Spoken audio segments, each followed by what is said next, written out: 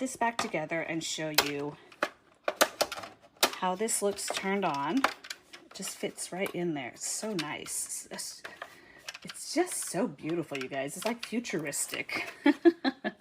So you have your power switch here in the back, and your LED screen tells you what we've got going on here.